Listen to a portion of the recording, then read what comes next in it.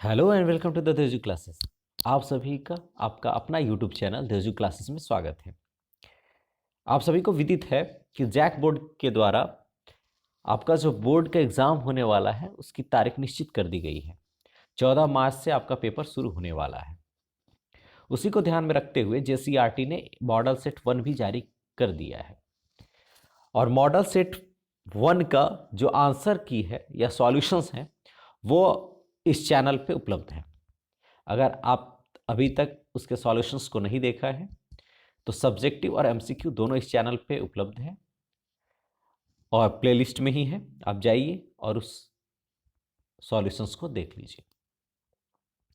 उसके बाद अभी जो एग्ज़ाम होने वाला है उसको ध्यान में रखते हुए देसू क्लासेस आपके लिए चैप्टर वाइज डिस्कशन क्लास या सीरीज लेकर के उपस्थित हुआ है। तो इस सीरीज में हम लोग सबसे पहले हर चैप्टर से चैप्टर वाइज इंपॉर्टेंट क्वेश्चंस जो एग्जाम्स में अति संभावित प्रश्न है उसको हम लोग देखेंगे, उसके हल को देखेंगे और आप साथ साथ क्लास के साथ में ही उसको कंप्लीट करते चलेंगे।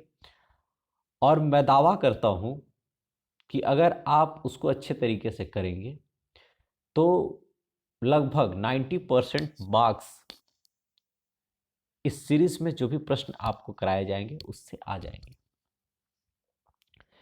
इस सीरीज में आपका एमसीक्यू प्लस सब्जेक्टिव दोनों होगा, हिंदी और इंग्लिश दोनों माध्यम में होगा। चलिए शुरू करते हैं। लेकिन अगर आप इस चैनल पर नए हैं तो आप इस चैनल को जरूर सब्सक्राइब कर दें और अपने दोस्तों में फॉरवर्ड कर दें ताकि अधिक से अधिक बच्चे जो झारखंड बोर्ड का एग्ज़ाम क्लास 12 का देने वाले हैं इससे लाभान्वित हो सके। चलिए शुरू करते हैं। इलेक्ट्रिक चार्ज एंड फील्ड जो पहला चैप्टर है उसके इंपॉर्टेंट क्वेश्चंस। देखिए क्वेश्चंस कम भी रहे तो उसके साथ साथ बहुत सारे आपको एमसीक्यूज आपको करा दिए जाएंगे साथ ही साथ। तो एमसीक्यू ना देकर के वन लाइनर अप्रोच के ही रूप में कराए जाएंगे, लेकिन वो आपका जो 1 मार्क्स का जो प्रश्न आएगा उसको आप आसानी से हल कर पाएंगे अगर इस चैप्टर से आएगा जो चैप्टर आपको कराया जाएगा। चलिए पार्ट 1 है, चलिए देखते हैं हम लोग। इलेक्ट्रिक चार्ज एंड फील्ड, विद्युत आवेश तथा क्षेत्र का पहला प्रश्न है कि विद्युत आवेश के संरक्षण का नियम लिखें। विद्युत आवेश के संरक्षण का नियम लिखें। State the law of conservation of electric charge. ठीक है, तो क्या कहता है कि वियुक्त निकाय आइसोलेटेड सिस्टम में कुल आवेश सदैव संरक्षित रहता है। अगर पूरे आइसोलेटेड सिस्टम है, एक सिस्टम है, उसमें अगर आवेश है, एक आवेश दूसरे आवेश में परिवर्तित हो रहा है, इलेक्ट्रॉन्स प्रोटॉन्स में यानी न्यूट्रॉन्स कभी प्रोटॉन्स में भी परिवर्तित होते हैं, अगर कुछ भी हो रहा है ना। लेकिन अगर कुल वियुक्त निकाय की कुल आवेश को अगर हम देखेंगे तो वो हमेशा कंजर्व रहता है यानी संरक्षित रहता है यानी फिक्स रहता है, वो बढ़ेगा घटेगा नहीं। आई बात समझ में। अगर फॉर एग्जांपल अगर हम देखें कि यहाँ पे +2 चार्ज है ना, यहाँ +q +q +q 4+q है ना।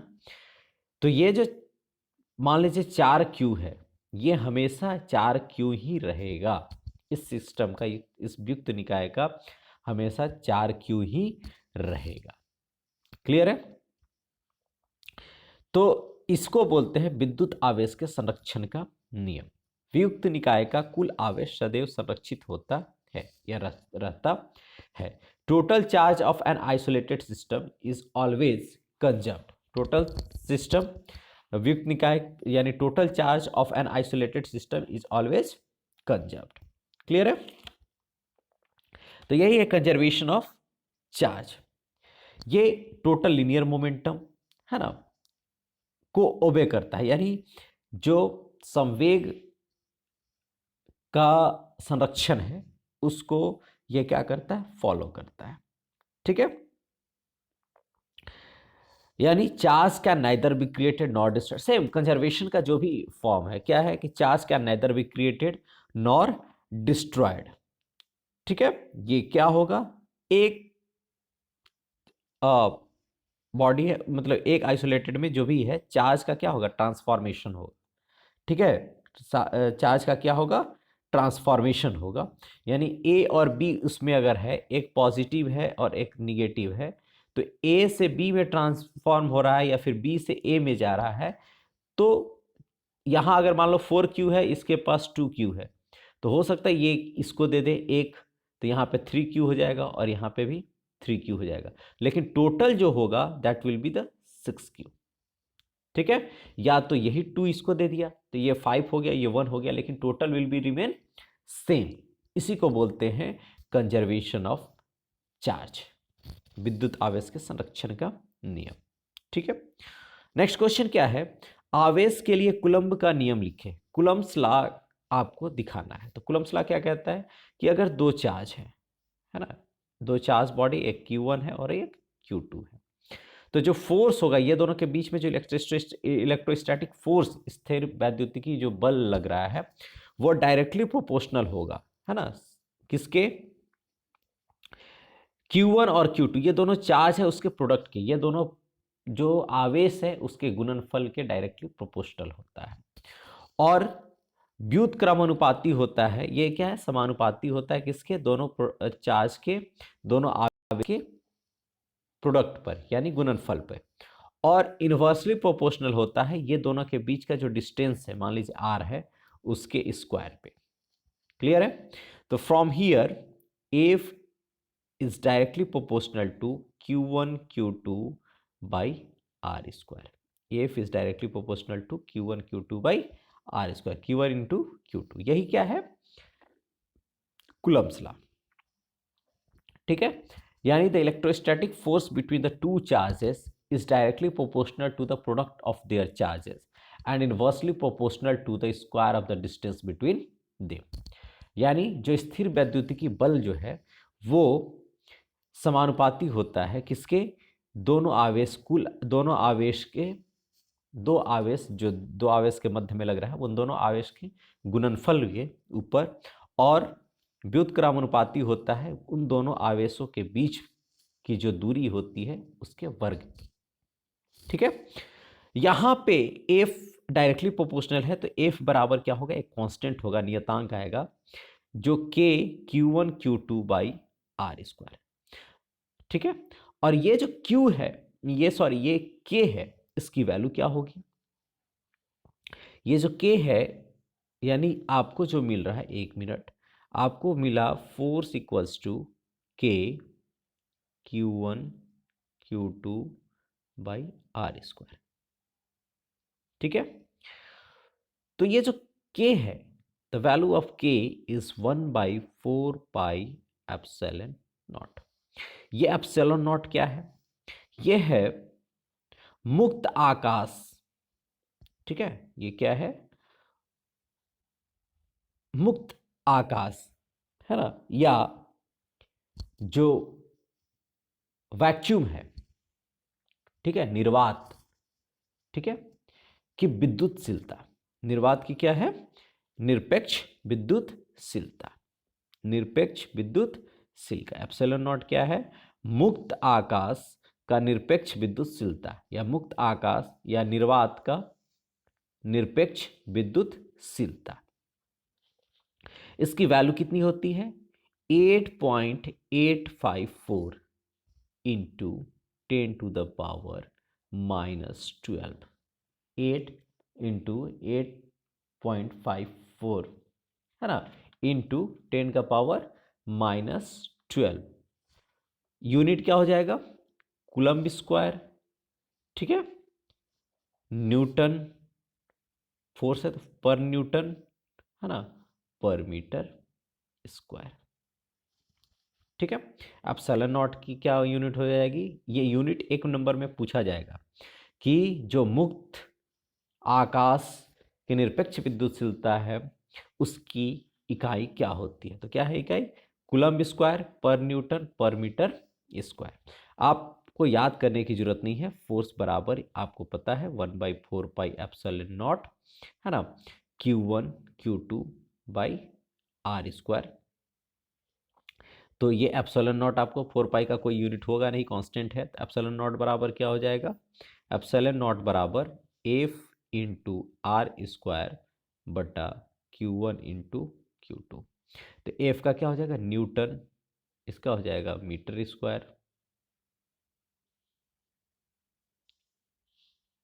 है ना। एप्सिलॉन नॉट, एक मिनट, ये फोर्स इज इक्वल्स टू क्या हो गया, 1/4 pi epsilon naught Q1 Q2 by R square. तो क्या हो जाएगा, एप्सिलॉन नॉट इंटू एफ, है ना, इसका तो कोई यूनिट है नहीं, इक्वल्स टू क्या हो जाएगा, Q1 Q2 by R square. अब ये एफ यहाँ से हट करके कहाँ जाएगा, नीचे, तो क्या हो जाएगा, Q1 Q2 यानी सी स्क्वायर, कुलम का स्क्वायर हो गया, नीचे क्या हो जाएगा, मीटर स्क्वायर, और एफ का क्या हो जाएगा, न्यूटन। तो क्या हो जाएगा, कुलम स्क्वायर पर न्यूटन पर मीटर स्क्वायर, ये क्या हो गया, इसकी यूनिट हो गई, कुलम स्क्वायर पर न्यूटन पर मीटर स्क्वायर। ठीक है, तो ये आपका यूनिट हो गया किसका, एप्सिलॉन नॉट का, यानी मुक्त आकाश की निरपेक्ष विद्युतशीलता का। 1/4 पाई एप्सिलॉन नॉट की वैल्यू कितनी होती है, 1/4 पाई एप्सिलॉन नॉट की सीधे वैल्यू होती है 9 × 10⁹ ठीक है, और इसका यूनिट क्या होगा, तो जो एप्सिलॉन नॉट का यूनिट है उसको पलट दीजिए, यानी पर न्यूटन था तो न्यूटन, पर मीटर स्क्वायर था तो मीटर स्क्वायर, और कुलम स्क्वायर था तो ये हो जाएगा पर कुलम स्क्वायर। क्लियर है, तो ये है, क्या है, कूलम्स लॉ क्या है, किन्हीं दो आवेशों के बीच लगने वाला परस्पर आकर्षण या प्रतिकर्षण बल, यानी स्थिर वैद्युतिकी बल सीधे बोल सकते हैं, उन दोनों आवेशों के परिणाम के गुणनफल के अनुक्रमानुपाती होता है तथा उनके बीच की दूरी के वर्ग के व्युत्क्रमानुपाती होता है। यानी the electrostatic force between any two charges is directly proportional to the product of their magnitude and inversely proportional to the square of the distance between them. Clear है, ये 2 मार्क्स वाले क्वेश्चंस में आ सकते हैं। 1 मार्क्स का question क्या आ जाएगा, सीधे फार्मूला लिख देने के लिए बोलेगा, हमने फार्मूला भी देख लिया, के एप्सिलॉन नॉट क्या है ये भी देख लिया, एप्सिलॉन नॉट का यूनिट क्या है ये भी देख लिया, एप्सिलॉन नॉट का वैल्यू क्या है ये भी देख लिया, है ना, 1/4 पाई एप्सिलॉन नॉट की वैल्यू क्या है ये भी हम लोगों ने देख लिया। आई थिंक आपने 1 मार्क्स का क्वेश्चन कूलम्स लॉ से जितना भी हो सकता है ये हम लोगों ने देख लिया। ठीक है, नेक्स्ट क्वेश्चन क्या है, मुक्त आकाश के निरपेक्ष विद्युतशीलता का एसआई मात्रक, सीधा सीधी बात अभी हम लोगों ने देख लिया है ना, प्रीवियस ईयर का क्वेश्चन भी है ये। चलिए नेक्स्ट क्वेश्चन देखिए, आवेश के क्वांटीकरण के सिद्धांत को लिखें एवं समझाएं। आइए हम लोग देखते हैं आवेश के क्वांटीकरण सिद्धांत का नियम क्या कहता है। Principle of quantization of energy, principle of quantization of energy क्या है, क्वांटाइजेशन ऑफ एनर्जी, आवेश हमेशा एक मूल इकाई आवेश का पूर्णांक गुणज होता है। मूल इकाई आवेश यानी E है, उसी का जो Q होगा वो हमेशा क्या होता है, पूर्णांक का गुणज, यानी Q बराबर क्या होगा, NE। The charge on a body is always some integral multiple of the smallest unit of charge that is the E, यानी ये किसका चार्ज है, that is the charge of an electron. और अगर प्रोटॉन की बात आएगी तो charge of proton will be positive and for the electron the charge of electron will be negative, minus. Clear है, it means Q equals to NE। N क्या है, N is the integer, N क्या है, integer है या फिर पूर्णांक है, N क्या है, पूर्णांक है, पूर्णांक है इसका मतलब है कि धनात्मक भी हो सकता है और ऋणात्मक भी हो सकता है। इज दैट क्लियर, तो अगर आएगा कि आवेश के क्वांटीकरण के बारे में लिखिए, है ना, तो आवेश का क्वांटीकरण क्या है, charge on a body is always some integral multiple of the smallest unit of charge. अब जल्दी से जल्दी देख लेंगे, Q बराबर क्या हो गया, NE, Q बराबर NE। ठीक है, और मॉडल सेट में क्वेश्चन भी आया है कि एक कूलम्ब में कितना नंबर ऑफ इलेक्ट्रॉन्स होंगे, इलेक्ट्रॉनों की संख्या बताइए। ठीक है, तो एक कूलम्ब में कितने होंगे, 1 क्या हो जाएगा, NE है तो AE कहाँ चला जाएगा, नीचे, यानी 1/1.6 × 10⁻⁻, कितना 1.6 इंटू 10⁻, जल्दी बताइए, -19 कूलम होता है ना। एक नंबर ऑफ इलेक्ट्रॉन, एक इलेक्ट्रॉन्स का चार्ज कितना होता है? 1.6 इंटू 10⁻⁻19 कूलम, है ना। तो कितना हो जाएगा 1 बाई, यानी ये ऊपर हो जाएगा 10, है ना। इसको सॉल्व कीजिए तो 6 पॉइंट समथिंग इंटू 10⁻, 18। ठीक है, इसको सॉल्व करके देखिए आप, तो क्या हो जाएगा बाई, है ना 1.6। तो जस्ट अ मिनट कर देते हैं यहाँ पे, ऊपर में 10 हुआ ना, तो जस्ट अ मिनट, 0.6, फिर 16×2 = 32, फिर 8 16 85, 0.625 इंटू 10⁻19 ऊपर जाएगा, तो फिर इसको बढ़ाएंगे, इसको कम करेंगे, तो यानी क्या हो जाएगा 6.25, 6.25 इंटू 10⁻18। ये क्या है? Number of electrons. कितने? एक कूलम चार्ज में इतने नंबर ऑफ इलेक्ट्रॉन्स होते हैं। ये कहाँ से मिले आपको? चार्ज के क्वांटीकरण से। क्यों? क्योंकि Q बराबर क्या होता है? N इंटू ई होता है। क्लियर है? चलिए क्वेश्चन नंबर 5 देखिए। एक बिंदु आवेश Q को E परिमाण वाले विद्युत क्षेत्र में रखा गया। आवेश द्वारा महसूस किया जाने वाला बल होगा। ठीक है, तो इलेक्ट्रिक फील्ड क्या होता है, यानी विद्युत क्षेत्र क्या होता है? That is the force per unit charge. ठीक है, यानी चार्ज को लाने में एक पॉइंट से दूसरे पॉइंट में जितना बल लगता है, दैट इज द विद्युत क्षेत्र। वही क्या है? इलेक्ट्रिक फील्ड है। तो फोर्स पर यूनिट चार्ज, तो फोर्स बराबर क्या हो जाएगा? Q इंटू ई, Q इंटू ई। ठीक है, क्वेश्चन नंबर 6, विद्युत आवेश के मूलभूत गुणों को लिखें। Write down the basic properties of electric charge. तो ये 2 मार्क्स के क्वेश्चंस आ सकते हैं, या 3 मार्क्स में। 3 मार्क्स में आएंगे तो 3 गुण लिखना है, 2 मार्क्स में आएंगे तो 2 गुण लिखना है। क्या है कि विद्युत आवेश क्या है? एक अदिश राशि है, स्केलर क्वांटिटी है। क्या है? Scalar quantity. दूसरा क्या है? ये एडिटिव इन नेचर होता है। क्या होता है? Additive in nature. क्या? अगर मान लो इसमें Q1 है, Q2 है, Q3 है, तो टोटल चार्ज कितना हो जाएगा? Q बराबर Q1 plus Q2 plus Q3। यानी क्या है? ये एडिटिव नेचर शो करता है। विद्युत आवेश योगात्मक प्रकृति का होता है। थर्ड वन इज क्वांटीकृत होते हैं, क्वांटाइज्ड होते हैं, Q बराबर NE। तीसरा क्या है? संरक्षित होते हैं, कंजर्व होते हैं, है ना। क्या होते हैं? कंजर्व होते हैं। चार्ज क्या? Nether be created not destroyed. या विद्युत निकाय में टोटल जो आवेश होगा वो क्या होता है? कांस्टेंट होता है, कंजर्व होता है ना। फिर क्या है? आवेशित कणों में के गति से प्रभावित नहीं होते। आवेशित कण जो होते हैं, है ना, आवेशित कणों के गति से, है ना, प्रभावित नहीं होते। कौन? विद्युत आवेश। कण अगर गति भी कर रहा है तो विद्युत आवेश शुड बी द फिक्स, जितना है उतना ही होगा। ठीक है, छठा क्या है? समान आवेश प्रतिकर्षित करते हैं। Like charges repel each other and unlike charges, यानी असमान आवेश आकर्षित करते हैं। यानी एक धनात्मक है और एक ऋणात्मक है, तो वो क्या करेंगे? अट्रैक्ट करेंगे, यानी आकर्षित करेंगे। और दोनों ऋणात्मक है तब भी प्रतिकर्षित होगा, या दोनों धनात्मक होगा तब भी प्रतिकर्षित होगा। तो ये 6 आपके पास है, 6 जो गुण है, प्रॉपर्टीज है, कैरेक्टरिस्टिक्स हैं। इसमें से आपको केवल अगर 3 मार्क्स का है तो 3, और 2 मार्क्स का है तो 2 लिखना है। ठीक है, चलिए क्वेश्चन नंबर देखिए 7। क्या है कि गॉस का प्रमेय लिखें तथा सिद्ध करें। State and proof Gauss theorem. क्या है गॉस का प्रमेय? गॉस थ्योरम कहता है कि किसी भी बंद गाउसी सतह के साथ जुड़ा कुल विद्युत प्रवाह Q बटा एप्सिलॉन नॉट के बराबर होता है। Total electric flux through a closed Gaussian surface is equals to the 1 by epsilon naught times of the magnitude of charge enclosed.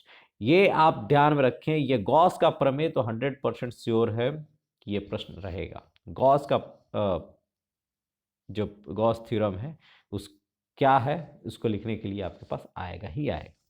Proof आए या ना आए, लेकिन गॉस थ्योरम क्या है, ये आएगा। तो क्या है, किसी भी बंद गॉसी सतह के साथ जुड़ा कुल विद्युत प्रवाह 1/ε0 टाइम्स होता है किसके, टोटल चार्ज इनक्लोज्ड, यानी टोटल विद्युत आवेश जो है बंद है जो गसियन सरफेस में, उसके 1/ε0 टाइम्स के बराबर होता है। ठीक है, आप याद कर लेंगे इसको। क्या है फाई ई, यानी क्या है, टोटल इलेक्ट्रिक फ्लक्स, तो that is equal to Q/ε0। Proof क्या है, ये मान लीजिए आपका एक चार्ज है, चार्ज के ये चारों तरफ गॉसियन सरफेस है। तो मान लीजिए इस जो गॉसी सतह है वो चार्ज से r डिस्टेंस पर है, कितने दूरी पर, r दूरी पर। तो अब क्या है कि फाई जो है, ठीक है, फाई इक्वल्स टू क्या होता है, E.ds। ठीक है, तो E की वैल्यू क्या होती है, इलेक्ट्रिक फील्ड क्या होता है, 1/4πε0 Q/r², Q/r²। यहां से यहां तक का डिस्टेंस क्या है, r है, तो r²। इस पॉइंट को यहां तक लाने में चार्ज को जो भी फोर्स लगता है that is the electric field, वही क्या है, इलेक्ट्रिक फील्ड है, वही क्या है, विद्युत क्षेत्र है। तो यहाँ पे 1/4πε0 Q/r², ये क्या है, E की वैल्यू है। और ds क्या है, ये कैसा है, स्फेयर है, गोला है, तो गोला का क्षेत्रफल कितना होता है, 4πr²। तो r² कैंसिल आउट, 4π से 4π, तो फाई ई इक्वल्स टू क्या हो जाएगा, सॉरी, फाई इक्वल्स टू क्या हो जाएगा, फाई ई इक्वल्स टू आपका मिलेगा Q/ε0। यही प्रूफ है। ठीक है, आप देख लेंगे, ये क्लोज इंटीग्रल का है, क्लोज इंटीग्रल का ये साइन है ना। चलिए नेक्स्ट,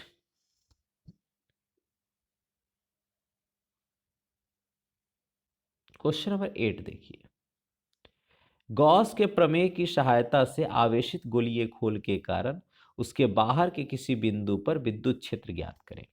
यूजिंग गॉस लॉ, है ना, determine the electric field at a point outside a charge spherical shell. देखिए तीन है, एक है आपका लाइन इंटीग्रल, लाइन पे है ना रॉड रहेगा, उस पे इलेक्ट्रिक फील्ड निकालना। दूसरा थीन शीट्स पे, जो कि मॉडल सेट में दिया हुआ है 1 में, और उसका सॉल्यूशन सेक्शन सी वाले पार्ट में है ना, आप वहां से जाकर के उसको देख सकते हैं। और तीसरा है गोलीय खोल के कारण। तो ये तीनों में से एक जरूर रहेगा। ठीक है, तो आप इसको देख लेंगे और ये क्वेश्चन जरूर आएगा 5 मार्क्स वाले में। क्लियर है, तो गॉस के प्रमेय की सहायता से आवेशित गोलीय खोल के कारण उसके बाहर के किसी बिंदु पर विद्युत क्षेत्र ज्ञात करें। बाहर के किसी बिंदु पर, हम लोग बाहर में भी देखेंगे, अंदर में भी इसको देखेंगे, है ना, कैसे होगा। चलिए हम लोग देखते हैं इसको। यहां पे मान लो एक खोल है जिसका आवेश क्या है, Q है, और ये जो खोल है ये क्या है, इसकी जो त्रिज्या है वो क्या है, R है, कैपिटल R है। मान लीजिए यहां से R दूरी पर, स्मॉल r की दूरी पर इसका क्या हो जाएगा, गॉसियन सरफेस, जहां पे बाहरी आवेश पे हमको निकालना है। यहाँ पे क्या हो गया, E हो गया इसका, सरफेस स्मॉल लेने के लिए ds ले लेते हैं। ठीक है, सेम चीज है, phi equals to line integral d phi, यानी डी फाई का क्या होगा, क्लोज इंटीग्रल का होगा। तो क्लोज इंटीग्रल E.ds, ठीक है, फाई बराबर क्लोज इंटीग्रल E.ds। तो क्लोज इंटीग्रल E.ds बराबर क्या हो जाएगा, Q/ε0, किसके द्वारा, गॉस प्रमेय द्वारा। अब देखिए E डॉट, अब इसका ds का जो इंटीग्रल होगा क्लोज, तो क्या हो जाएगा, 0 से 4πr² के, तो ds का क्या हो जाएगा s, तो 0 से 4πr², तो क्या हो जाएगा 4πr² माइनस 0, यानी 4πr² हो जाएगा इंटीग्रेशन। तो 4π E इंटू 4πr² बराबर E इंटू 4πr² बराबर Q/ε0 होगा।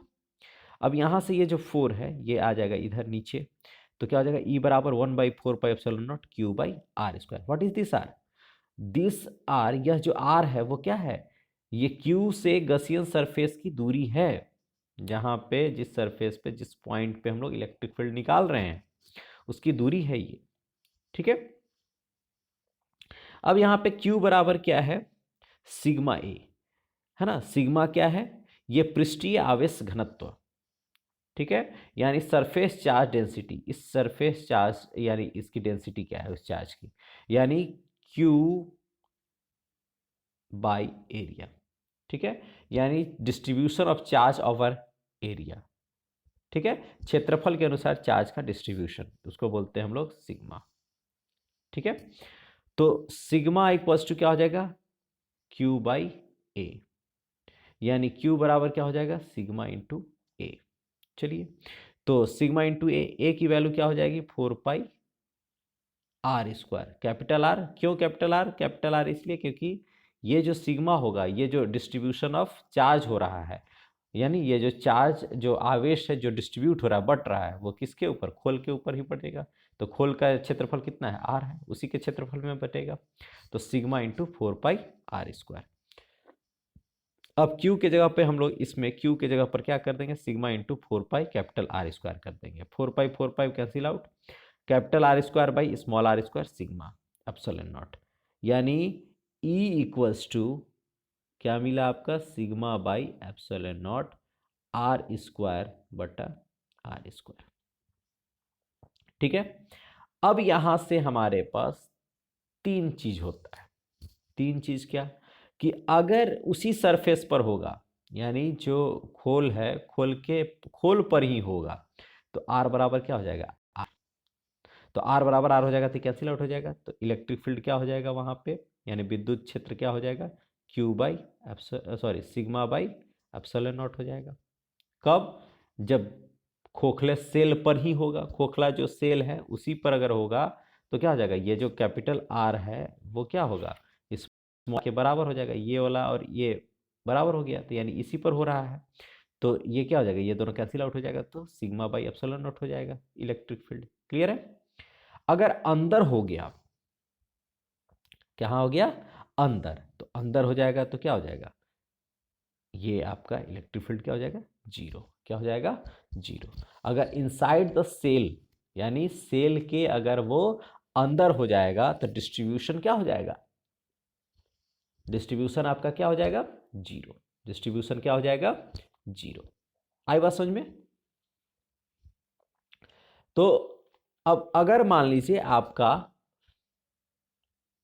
हम लोगों ने क्या देखा कि अगर उस पे है, किस पे, अगर सरफेस पे ही, ऊपर में ही, तो अगर ऊपर में ही है तो वो हो गया आपका, क्या हो जाएगा, अगर ऊपर में ही है तो वो हो जाएगा आपका ये कैंसिल आउट हो जाएगा दोनों आर, और हो जाएगा सिग्मा बाई एप्सिलॉन नॉट। यहाँ पे क्या है, आउटसाइड, बाहर, तो बाहर है तो क्या हो जाएगा, capital R square by small R square, यानी जो सेल का जो रेडियस है उसके वो हो जाएगा। लेकिन अगर जब क्या हो जाएगा, अंदर इनसाइड द सेल होगा, तो सेल के अंदर क्या है, खाली जगह है, तो जैसे ही इनसाइड द सेल होगा तो इलेक्ट्रिक फील्ड क्या हो जाता है, जीरो, क्योंकि चार्ज इनक्लोज्ड क्या हो जाएगा, ठीक है, जीरो, क्योंकि ये जो है कोई भी चार्ज को इनक्लोज नहीं करेगा, कौन, सेल अंदर में, ठीक है। तो इलेक्ट्रिक फील्ड क्या हो जाएगा, जीरो। क्लियर है। तो अगर इनसाइड है तो जीरो, आउटसाइड है तो ये, और ऑन साइड है मतलब सेम उसी पर है, तो ये कैंसिल, केवल सिग्मा बाई एप्सिलॉन नॉट होगा, ठीक है। तो आई होप आप लोग इसको समझ गए होंगे। तो ये थे आपके मोस्ट इंपॉर्टेंट क्वेश्चंस, ठीक है। आई होप आपको ये वीडियो अच्छी लगी हो। वीडियो को लाइक करें, कमेंट करें, अगर कहीं दिक्कत हो तो आप पूछें बेझिझक, और अपने दोस्तों के बीच इसे अधिक से अधिक शेयर करें। अगर आप इस चैनल पर नए हैं तो आप इस चैनल को सब्सक्राइब कर दें। मिलते हैं नेक्स्ट पार्ट में, है ना, नेक्स्ट क्वेश्चंस के साथ इसी चैप्टर के आगे। Thank you for the watching.